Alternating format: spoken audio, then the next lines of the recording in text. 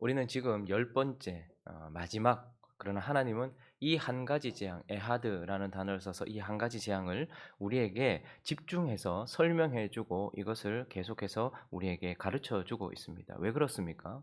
하나님의 백성이 어떻게 이 세상과 바로 사단으로부터 어떻게 구원을 얻는가를 우리에게 명확하게 보여주시는 복음의 계시이기 때문에 하나님은 이 한 가지 재앙에 우리의 시선을 집중시키시고 계속해서 머무시면서 이것에 대해 설명하고 있습니다. 그래서 우리는 장자의 죽음이라는 이 한 가지 재앙과 하나님의 심판을 통하여서 하나님의 백성이 어떻게 구원받는지를 명확하게 보게 되고 이것을 마음에 새기게 되는 것입니다. 어제 말씀을 통하여서 하나님의 백성은 무엇으로 구원을 받습니까? 죽음이라는, 우리가 가장 싫어하고 우리가 가장 터부시하고 우리와는 관계가 먼 것 같은 죽음이라는 것을 통하여서 하나님의 백성은 구원을 받습니다. 죄에 대한 대가를 요구하시고 특별히 공의로운 대가를, 공의를 요구하시는 하나님 앞에 그 공의를 만족시키고, 그리고 나를 대신해서 죽임을 당할 그 어린 양, 어린 양은 대속적 죽음을 통하여서 우리에게 구원을 가져다 주는 것이라고 말씀을 나누었습니다. 그리고 이 어린 양의 죽음은 곧 이어서 바로 죄와 옛사람의 죽음으로 이어지는 그 죽음. 그러니까 우리는 죽음을 통하여서 하나님의 백성들이 구원을 얻는다라는 것을 어제 말씀을 통해서 살펴보았죠. 그러나 거기에 그치지 않고 이어지는 오늘 본문을 통하여서 우리가 어떻게 무엇을 통하여 구원을 받는가, 주님은 더욱더 깊이 우리를 인도해 가고 계시면서 오늘 본문을 통하여 두 가지를 살펴보려고 합니다. 우리는 무엇으로 구원을 받습니까? 오늘 본문은 우리에게 피로 구원을 받는다라고 말씀하고 있습니다. 자, 21절을 읽어 보겠습니다. 21절 시작. 모세가 이스라엘 모든 장로를 불러서 그들에게 이르되 너희는 나가서 너희의 가족대로 어린 양을 택하여 유월절 양으로 잡고. 자, 우리가 어제 이 유월절 양, 그것은 바로 하나님의 공의를 만족시켜 주는 죽임 당할 양이며, 그리고 나를 대신하는 너희 양, 너의 양이라고 했던 그 유월절 양을 잡는다라고 말합니다. 자, 죽음이 지금 우리 눈에 보이고 있습니다. 그런데 여기서 그치지 않죠. 22절을 하나님께서는 우리에게 이어서 보여주고 있습니다. 읽습니다. 시작. 우슬초 묶음을 가져다가 그릇에 담은 피에 적셔서 그 피를 문 임방과 좌우 설주에 뿌리고 아침까지 한 사람도 자기 집 문 밖에 나가지 말라. 자, 어린 양의 죽음이 참 중요합니다. 그런데 그 죽음 이후에 우슬초 묶음, 식물이죠. 그것을 묶음을 가져다가 피에 적셔서 그 피를 임방과 좌우 설주에 뿌려라. 근데 어린 양은 1월 10일 날 준비가 됩니다. 그리고 난 이후에 1월 14일 날 잡게 되는데, 그때에는 그 문 지방에서 양을 잡는 거예요. 근데 그 양을 잡아서 그 양의 피를 가지고서 온 문에 다 바르고 뿌리게 만드신다는 것이고, 23절을 보면 결국은 읽어볼까요? 시작. 여호와께서 애굽 사람들에게 재앙을 내리려고 지나가실 때에 문 임방과 좌우 문설주에 피를 보시면 여호와께서 그 문을 넘으시고. 자, 우리를 구원하는 결정적인 요인, 그것은 무엇인가 하면 어린 양이 문 지방에서 죽임을 당하고, 그리고 그 피가 문 임방과 좌우 설주에 뿌려지고 난 이후에 그 피를 보실 때에 하나님은 우리를 구원하신다라고 말씀하고 있는 것이죠.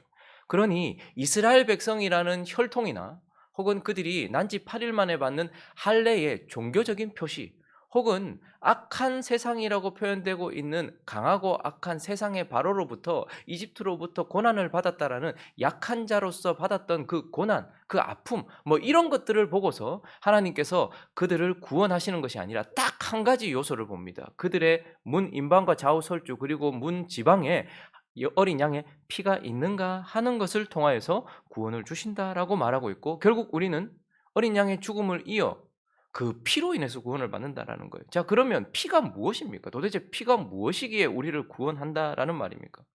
신명기 12장 23절은 피의 속성을 우리에게 가르쳐 주고 있습니다. 읽습니다. 시작. 다만 크게 삼가서 그 피는 먹지 말라. 피는 그 생명인즉 네가 그 생명을 고기와 함께 먹지 못하리라. 피는 생명입니다. 피는 그 생명이다라고 말하고 있습니다. 자, 그리고 이 피를 통해서 진짜 말하고 싶은 어린 양 대신 예수 그리스도의 피는 그러면 무엇입니까? 요한복음 6장 55절은 생명되는 그 피, 특별히 어린 양 대신 예수 그리스도의 피는 뭐라고 말씀합니까? 읽습니다. 시작. 내 살은 참된 양식이요 내 피는 참된 음료로다. 그리스도의 피는 참된 음료다라고 말씀하시면서 그 앞절에서 참된 음료의 의미를 명확하게 보여주십니다. 54절을 읽겠습니다. 시작. 내 살을 먹고 내 피를 마시는 자는 영생을 가졌고 마지막 날에 내가 그를 다시 살리리니. 피는 원래 생명이에요. 그런데 그리스도의 피는 뭐죠? 영원한 생명을 주는 생명이라는 말이에요. 그러니 우리에게 주어지는 생명은 반드시 누군가가 죽임을 당해야 되고 그 죽임을 통하여서 생명을 우리에게 뿌려준다라고 말하고 있고, 결국 어린 양 대신 예수 그리스도의 피는 우리에게 단순한 생명이 아니라 영원히 살게 하는 생명, 우리의 영을 살리는 생명이다라고 말씀하고 있습니다. 더 나아가서 히브리서 9장 14절은 우리에게 그리스도의 피의 또 다른 속성을 보여주는데 읽어볼까요? 시작. 하물며 영원하신 성령으로 말미암아 흠없는 자기를 하나님께 드린 그리스도의 피가 어찌 너희 양심을 죽은 행실에서 깨끗하게 하고 살아계신 하나님을 섬기게 하지 못하겠느냐. 그러니 그리스도의 피가 우리에게 뿌려질 때 우리의 영은 영원한 생명을 얻고 우리의 마음은 깨끗함을 얻어서 하나님의 자녀답게 살아갈 수 있는 생명을 주는 것이다라고 말씀하고 있습니다. 그래서 그리스도께서도 이 땅에 오셨을 때 나는 너희에게 생명 주러 왔다라고 말하는 것은 우리에게 좋은 축복 주고 우리를 위해서 뭐 어떤 것을 주는 것이 아니라 자기의 피를 주러 왔다라는 의미였던 것입니다. 그러므로 하나님의 백성은 다른 것, 뭐 혈통이라든지 종교적 열심이라든지 우리가 착하게 살았다라는 어떤 고난받은 증거 이런 것들이 아니라 이 그리스도의 생명을 상징하는 피를 통하여서 구원을 받는다라고 말씀하고 있는 것입니다. 그리고 이어지는 본문을 통하여서 하나님의 백성이 무엇으로 어떻게 구원을 받는가? 그것은 바로 믿음이다. 믿음으로 구원을 받는다라고 말씀하고 있습니다. 첫사람 아담이 하와와 함께 죽임을 당했고 우리가 이렇게 죽은 상태로 이 땅을 살아야 하는, 그리스도를 만나지 않으면 영원한 죽음으로 갈 수밖에 없는 이 비참한 상태가 된 이유는 딱 한 가지였습니다. 직접적인 이유, 객관적인 이유가 있습니다. 그것은 그들이 무엇을 따먹었기 때문입니까? 선악과를 따먹었기 때문입니다. 여러분, 그런데 그 선악과가 도대체 뭐길래? 그 선악과가 뭐 그 존재 자체에 독이 있거나 뭐 특별한 어떤 그런 것이 있었을까요?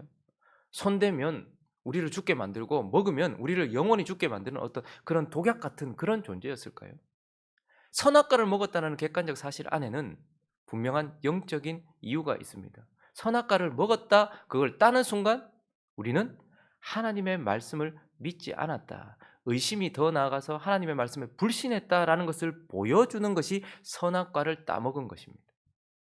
선악과를 따먹었다 하는 것은 이 과실을 먹는 날에는, 이것을 먹는 날에는 네가 정령 반드시 죽으리라 말씀하셨던 하나님. 그러나 그것을 바라보는 순간 그의 마음속에는 죽을까 하노라였고 사탄은 결코 죽지 아니하리라 말하였습니다.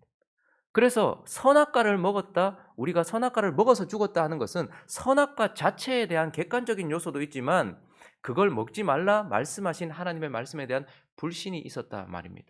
그런데 오늘 어떤 집에는 문 임방과 좌우 설주, 거기에 피가 묻었다 하는 것은 거기에 피가 묻었다라는 객관적인 사실도 있지만 그 피를 통하여 우리는 무엇을 봅니까? 그 피를 바르면 살 것이라고 말씀하셨던 하나님의 말씀에 대한 믿음이 피를 통해서 우리에게 보여지는 것입니다. 그러므로 선악과를 보면서 믿지 않은 불신이 우리에게 보여졌다면 그 문 좌우 임방과 좌우 설주, 거기에 묻어있는 피는 우리에게 그 집 안에 있는 사람은 이 피를 통하여 하나님을 믿는 믿음을 가지고 있다라는, 우리는 피를 통하여 믿음을 보게 되는 것입니다. 그래서 오늘 본문 27절과 28절은 이렇게 우리에게 말씀해 주고 있는데, 너희는 이르기를 이는 여호와의 유월절 제사라. 여호와께서 애굽 사람에게 재앙을 내리실 때에 애굽에 있는 이스라엘 자손의 집을 넘으사 우리의 집을 구원하셨느니라 하라 하매 백성이 머리 숙여 경배하니라 라고 말해요. 자, 너희가 피를 바르고 그렇게 하면 살 것이다 말했을 때 그들이 머리를 숙여 경배했다라고 말합니다. 그런데 이어진 28절 읽어볼까요? 시작. 이스라엘 자손이 물러가서 그대로 행하되 여호와께서 모세와 아론에게 명령하신 대로 행하니라. 무엇이 드러나고 있습니까? 어떤 집에 피가 어린 양의 피가 그곳에 뿌려졌다라는 것은 결국 그들이 그 피를 통하여서 그 피를 보면 하나님이 구원하실 것이라는 것을 그 말씀을 믿는 믿음을 우리는 보게 되는 것입니다. 하나님과 그 말씀을 믿는 믿음. 여러분 우리는 뭐 하나님이 그 피를 뿌리면 산다 했으니까 그 뿌리는 게 쉽지 그렇게 생각이 드십니까? 우리는 그렇게 믿습니까? 우리의 믿음은 그렇게 있는 것입니까? 하나님께 원망하다가 갑자기 사막에서 올라온 불뱀에 물려서 사람들이 죽어갈 때에 하나님은 모세를 통하여서 말씀하셨어요. 저기 그 너희를 물었던 그 뱀의 형상을 가진 놋뱀, 장대 위에 있는 놋뱀을 바라보는 자마다 살 것이다. 그런데 그것이 사람들 모두를 다 불러들인 것은 아닙니다. 내가 지금 뱀에 물려 죽게 됐는데 뭐 하나 쳐다본다고 산다? 이게 지금 말이 되냐? 이런 생각이 들지 않겠습니까? 내가 지금 이 사업이 망하게 생겼는데 내가 지금 이 병에 걸려서 죽게 생겼는데 하나님께 기도한다? 하나님 의뢰한다? 내가 잠잠히 하나님을 기다린다? 이것과 이것이 연결되는 게 맞냐? 이런 생각을 하겠죠. 그들은 어린 양의 피를 자주 보았을 것입니다. 그리고 힘 있는 동물도 아니고 그저 어린 양, 아무것도 하지 못하는 그냥 내가 잡아 죽이면 죽일 수밖에 없는 어린 양. 근데 그 피가 내 장자를 살린다? 나의 삶의 생명을 가져다 준다? 이게 말이 되나? 이런 생각이 들었지 않겠습니까? 그러나 그들에게는 내가 죽이면 죽임 당할 이 어린 양, 이 연약한 어린 양이지만 그러나 그 피를 말씀대로 문 지방에서 잡아 좌우 설주와 문 인방에 그 피를 바르면 그 피 때문에 내가 산다라는 것을 믿었다라는 것입니다. 그러니 피는 단순히 그곳에 어떠한 것이 아니라 우리가 하나님을 믿는다라는 것입니다. 그리고 오늘 본문이 말하는 것처럼 그대로 행하되 그들의 믿음은 하나님을 믿는 믿음이요 하나님께서 말씀하신 것을 믿는 믿음이었고 또 하나는 그들의 믿음은 행함이 있는 믿음, 결국 살아있는 믿음이었다라는 것입니다. 동의할 수 있겠죠. 아 그래? 너 죽는데. 그래 나 죽는데.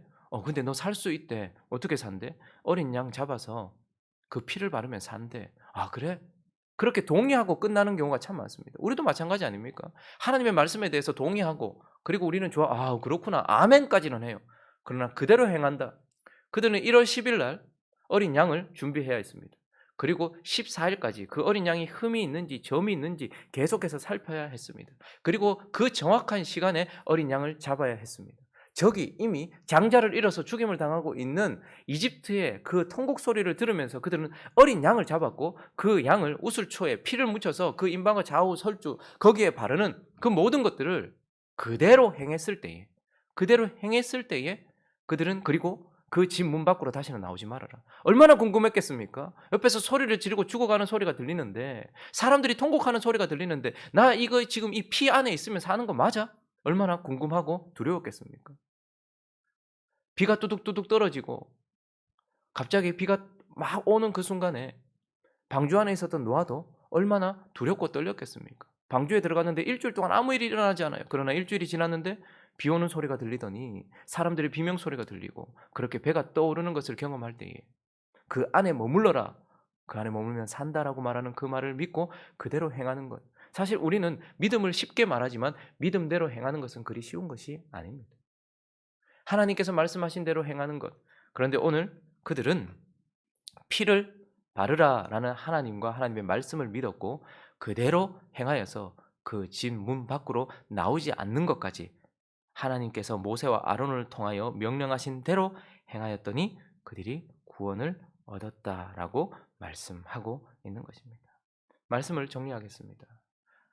10번째 재앙 혹은 마지막 재앙, 그러나 하나님은 한 가지 재앙이라고 말씀하시는 장자의 죽음이라는 이 심판을 통하여서 하나님의 백성이 어떻게 구원을 받는지 우리에게 명확하게 보여주고 계십니다. 우리는 오로지 공의를 만족시키고 나를 대신하시는 대속적 죽음을 통하여서 구원을 받습니다.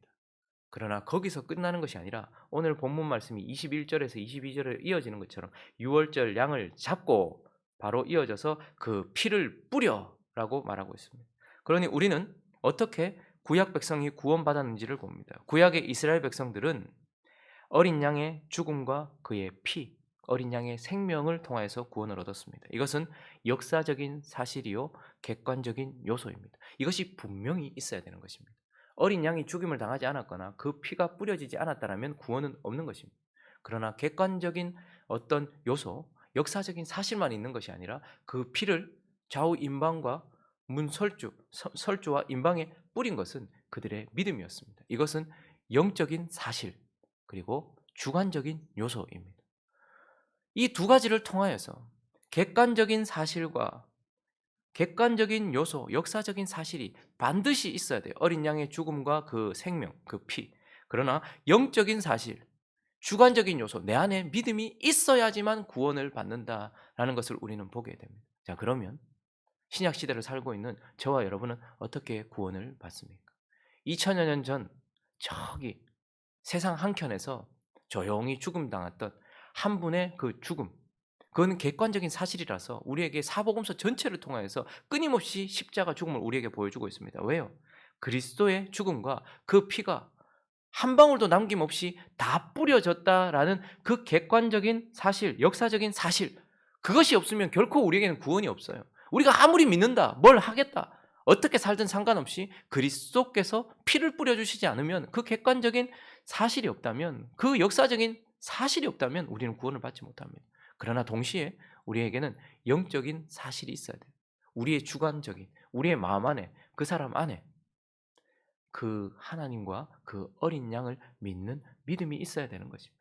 그러니 그분의 십자가는 모든 사람을 구원하고도 남을 만한 효력을 가지고 있지만, 그 효력을 맛본 자는 주관적인 믿음과 영적인 사실, 역사가 있는 자 안에서만 드러나는 놀라운 좁은 문의 구원이다라는 것입니다. 우리가 오늘 아침에 불렀던 찬양처럼 넓은 길로 가는 자 많지만 우리는 좁은 길로 가서 역사적인 사실과 그리고 주관적인 나의 믿음을 통해서 구원을 받게 하신 이 하나님의 지혜와 이 좁은 문 앞에 우리가 서 있다라는 것입니다. 우리가 어제 주일 예배를 드리고 한 주를 시작하면서 오늘도 주님 앞에 서 있습니다. 그분이 십자가에서 죽으신 것, 그리고 한 방울 남김없이 피를 뿌리신 것은 역사적인 사실입니다. 그러면 우리 안에 있는 믿음은 사실입니까? 우리는 나의 임방 그리고 설주, 그곳에 피를 뿌렸습니까? 그리고 그 피 안에 머물러 있습니까? 우리의 믿음을 살펴보며 이 한 주간도 구원받은 자답게 살아가는 저와 여러분 되시기를 예수 그리스도의 이름으로 축원합니다.